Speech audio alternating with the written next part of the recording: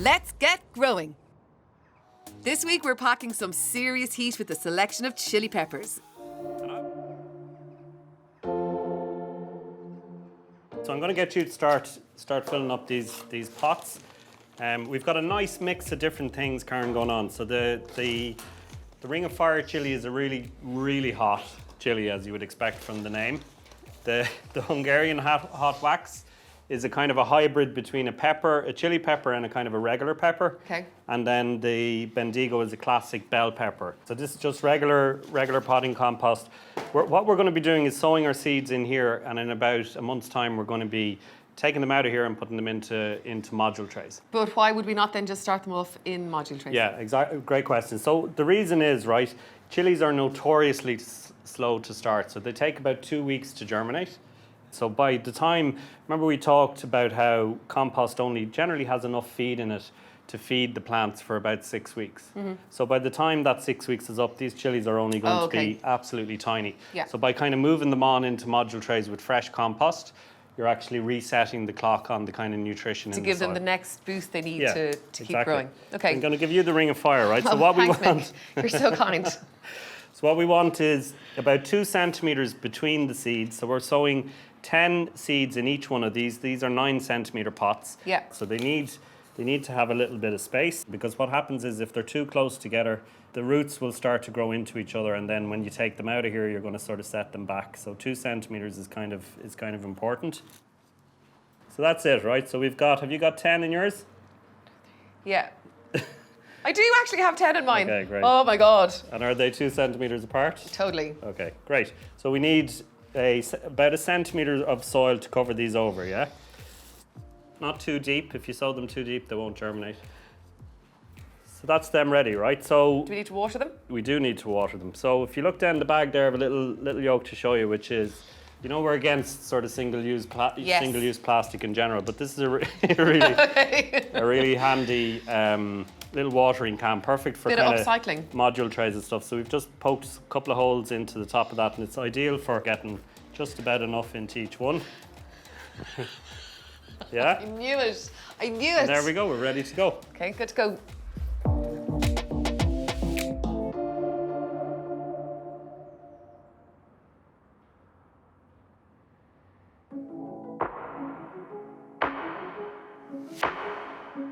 So it's 5 weeks later, and they're ready to be moved on now. So it's a kind of a process where you have to be just a little bit careful, because if you touch the stems or the roots of a tiny little seedling like this, generally speaking, you're going to damage it or set it back or even kill it, and you don't want to do that. So what I do is I sort of give the pot a bit of a squeeze to start to loosen it, and I use one of these plant labels to sort of start easing them out. And when you're holding them by the actual leaf.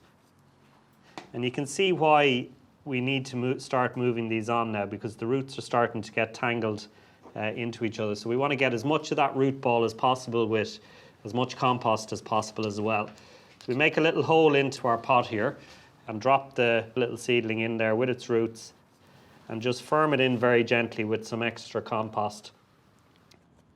Okay, so over the next couple of days, we're going to keep these really well watered. Water them every day if we need to, because roots love water, so they're going to go off in search of water in the pot, and that's going to help them get established. So I'm going to get back to work now. I've got lots more of these guys to get through.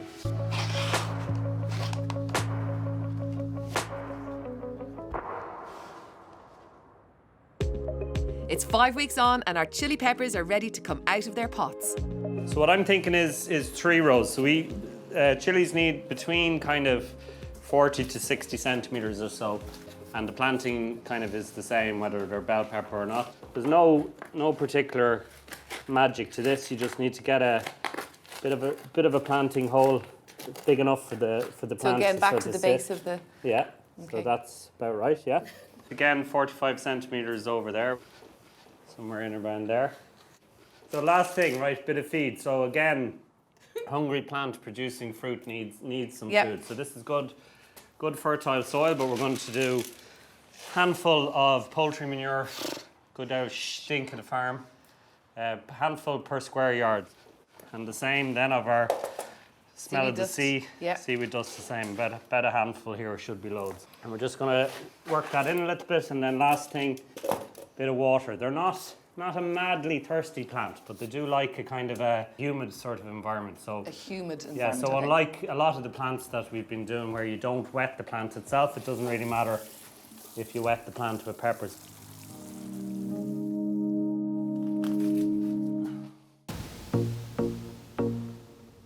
So I have the 3 chilies. So one of them is the Hungarian hot wax, which I'm going to put in with the Bendigo to the bigger pot. So you know how we were doing the added feed up above in the glass house? Well, because this is potting compost and it's got about a month's worth of nutrients, I don't need to add anything extra to these guys. Maybe in a month's time we'll check them out.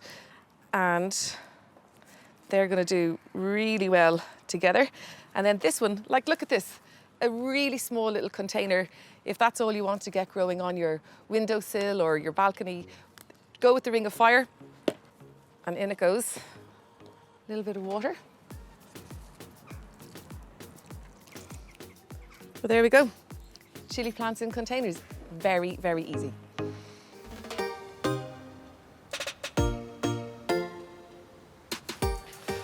Cracky, these have come on loads in the last few weeks. Yeah, all of them are doing really well, so we need to start harvesting these. Okay.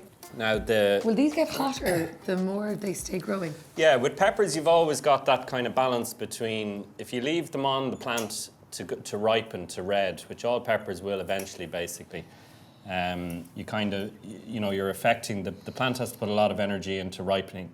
So with these ones we tend to harvest them like this because they're lovely, whereas the Ring of Fire one we want to actually, we want that to ripen to red, so we're not going to leave them alone altogether. And the same applies with these bell peppers. Again, if you leave these to ripen, it'll take probably another 6 weeks for this to ripen up. So these don't need feeding or watering or anything, they're just happy out to keep going. You can see these plants are really healthy and green, so these don't need a feed Yeah, but check these out. I think there's kind of telltale signs of the container ones that need a little bit extra. Okay, so they're looking pretty good, but as you can see, a lot of the leaves have turned yellow, which is a pretty good telltale sign, isn't it? Feed me, I need more nutrition. Plants are starting to struggle a little bit. Like you can see the difference between those and the ones in the ground, the different shade of green, that they definitely need a feed. But on the other hand, there's loads of them. Look how productive that is. Like, there must be 20 of those chilies in 2 plants there. So this is just a kind of general feed, isn't it? It's nothing as specific as the pellets or seaweed dust. Exactly, yes. Because these are in a container with no access, the roots can't go anywhere. They need an all-purpose general fertilizer, preferably organic if you can. And we'll just give it a bit of a water in with that. You don't need to kind of go too crazy with it. And wash the windows at the same time. He can multitask. This is going to be a monumental harvest. I hope they're ready for us. Do you really think after a month they'll have turned red? I know so, Karen. I know so. They have. Look at them. Yeah. They're actually like really decorative and beautiful in fairness. They are. Look at the red. Clearly my favourite colour. What's the story? Do we harvest them now and leave the others come? Exactly. So just taking the red ones and leaving the green ones behind. Okay. Okay, I'm done. Now what? Well done. Containers. Oh yes, brilliant. I'm going to leave these ones and let them turn red. Yeah, so good my plan. work here is done. Happy with these? Yeah, I think they're fantastic. Good. So that just leaves Mr. Bendigo himself. The green. ABBA music coming on. Obviously, we're not going to harvest him today because he's still green, and who in their right mind would eat a green pepper? Well, actually, lots of people eat green peppers. But you're right in saying that a green pepper is actually an unripe pepper. So that's the kindest thing I would say about a green pepper. If you don't like green peppers, I like green peppers. But if you were to leave that green pepper alone for another month, it's going to turn red. And yes, that will be eating it then at its most nutritious, its most delicious. So probably a good. So that's exactly what we're going to do. We're going to leave the pepper for 4 weeks. I'll concede that point. Okay, cool. All right.